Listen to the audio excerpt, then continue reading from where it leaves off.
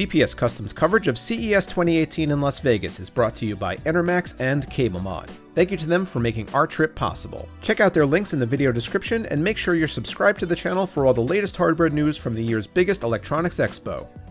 This afternoon I paid a visit to MSI and checked out all their new laptops, pre-built, and new monitors. So let's take a look. Alright, so we got a couple new Vortex models here.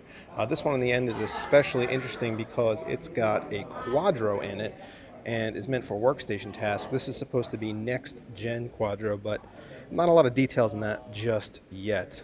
Should be some clarity on that coming in Q2. This one is more of a mainstream system. This has HN Core i7 and GTX 1070, and you can see that it is tiny, smaller than, say, any kind of console or anything like that. These are really small, and they really fit into like a home theater kind of setup. This is the next generation or iteration of the Aegis Ti3. This is MSI's gaming-focused desktop tower. They've actually done something pretty interesting in here. There's actually a riser card with two M.2 drives that run in RAID 0, so you're getting speeds up to 7,000 megabytes per second, and they're actually demoing that over here. We got 6611, but they set up to 7,000 megabytes per second, and that's to load your games faster. They're calling it something along the lines of like a gaming SSD, but it's a custom solution. It's got a regular 2.5-inch SSD, also for mass storage, but it's supposed to be pretty quick. Also updated with an Intel 8700K. So this is your full-on gaming desktop. You could get this with up to 1080 Ti SLI. They're also showing off some monitors here. This is the Optics MAG27C. This is a 1440p 27-inch panel. It's a VA panel. The information I have is that it's a Samsung panel. That is yet to be confirmed, but they have them set up here in a cool surround setup. And these are your traditional gaming panels, but they actually have a much cooler one right over here. So this is the Optics MPG27CQ. They developed this in partnership with SteelSeries, and you can actually see that it has, these are 5 different RGB LED strips at the bottom. And what SteelSeries has done is they've actually programmed some software so that it actually works with games. So this is CSGO. Over here you have your health bar, you have there's a counter for headshots, there's ammo, and I just died apparently because I was not playing. But these light up in all kinds of different colors to indicate different things, and they are configurable. Right now it's only available, or it will be available, for CSGO and Dota 2, but other esports titles are in the works, and SteelSeries is working on things likely like Overwatch and PUBG. But this is again a 27-inch 1440p 144 hertz curved VA panel. This is the refresh of the Titan laptop, and to call it a laptop is fairly generous. This is an enormous machine, and there's available up to 1070 Ti SLI. They've reconfigured the keyboard layout. Now the mechanical keys are individually backlit and controllable and addressable. They actually feel really nice, but this is not a very practical solution for anybody who wants to have a portable machine. It's enormous, but super powerful. The GS63 Stealth Pro is actually a little bit more my speed. You could see that it might qualify as thin and light. It's actually like a really nice form factor. The keys, again, they redid the keyboard here, so the keys are individually addressable RGB. They feel nice. They're like a chiclet feel, but they kind of have like a soft touch plastic on them or something along some material like that. They feel really nice, but you could see that the illumination is pretty neat. They come out from the sides of the keys. But these are available in with up to a GTX 1070, and these are practical. I call these practical laptops, but still very powerful because you could. Right now they're available with 7th gen Intel processors, but hopefully soon we see a refresh with the 8th gen when the 8th gen mobile chips become available.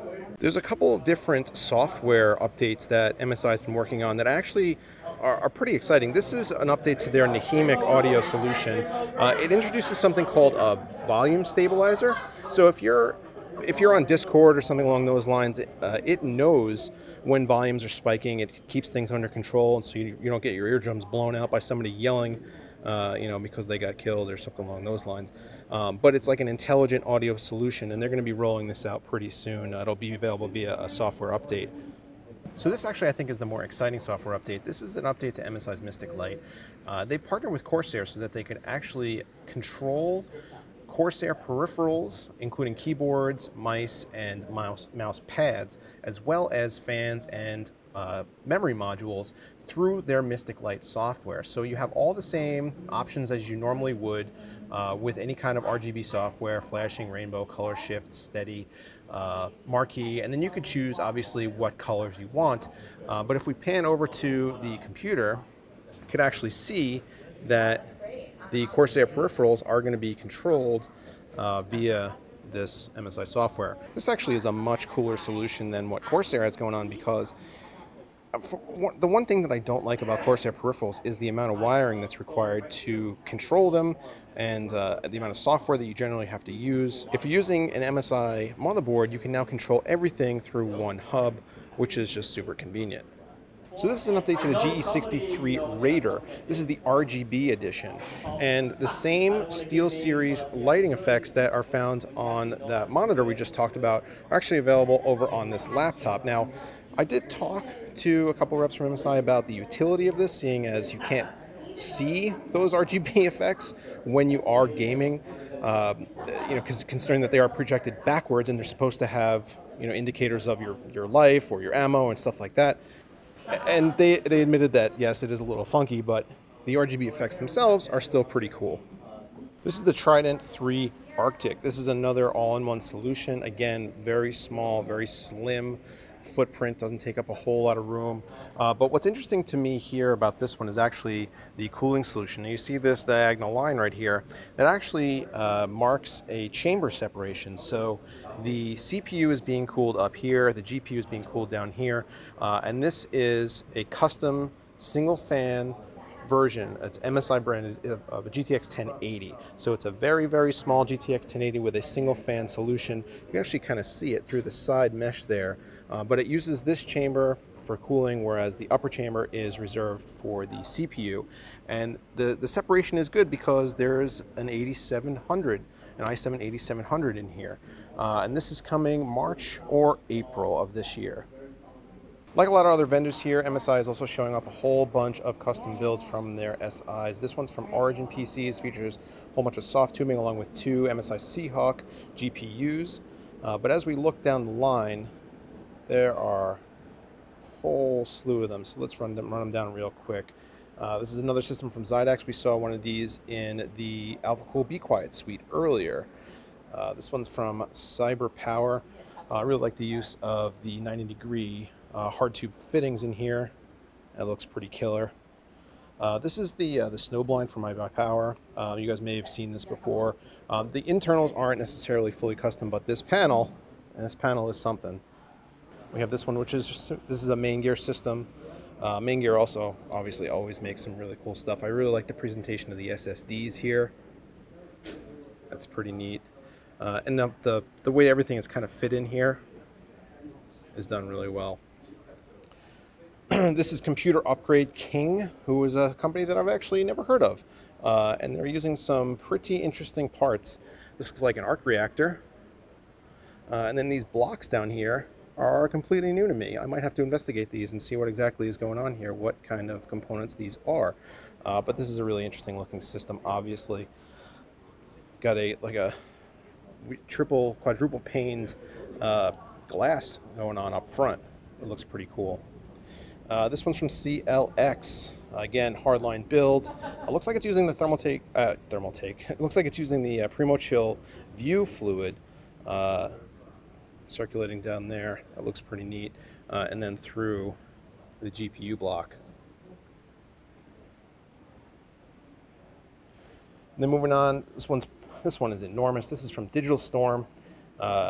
This is quite a monster. But you can see they went all out here with this build. This is a soft tubing build, but it still looks really good. And when soft tubing builds are done right, I mean, this is how they come out. So that's it from the MSI booth. Thanks again to our sponsors, Enermax and CableMod, and see you guys in the next video.